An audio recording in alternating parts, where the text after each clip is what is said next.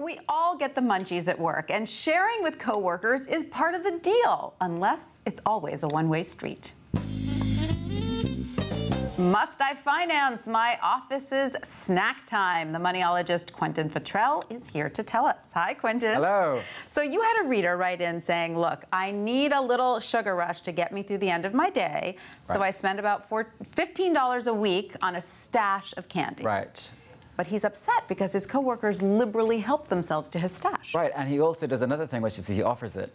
Well, there you go. Yes, and then he doesn't offer it, and he feels like they're looking at him, and he feels self-conscious, gorging on this candy. Well, I have to say, if it's out there, people are going to take it. I mean, who can resist? This is what we deal with every day, these bowls of candy sitting around. Right. And at come 4 o'clock, it's just human biology that you feel the need for a little rush, right? Right, which is bad to do because sugar, will give you a very short-term rush, and then you're going to crash.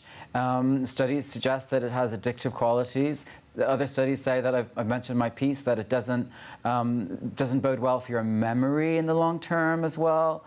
So all of it's a bad idea. The sweets are just a bad idea. So my advice is the sweets are a bad idea. They, they're not. It's not a good way to for your concentration. And you also point out that these coworkers who are taking your sweets probably resent you for bringing the sweets that they can't resist. I had a similar experience. I had a lot of friends bringing me these biscuits from Ireland, and I was always, sharing them around the office until somebody started singing Candyman, and then I knew I had a problem.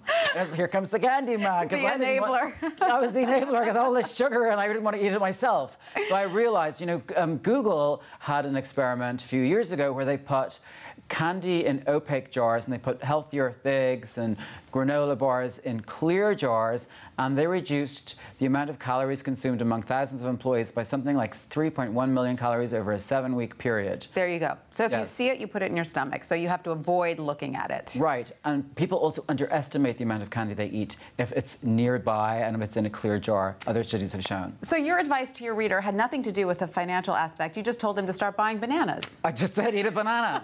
Eat a banana. Do you know what? Put a bunch of bananas and some apples in a clear jar. And bananas are still pretty inexpensive these days, so you can get a whole bunch for and they really fill you up, and they're good for you. They are. All right, Quentin Fottrell, I like that advice. Thank you so much for that.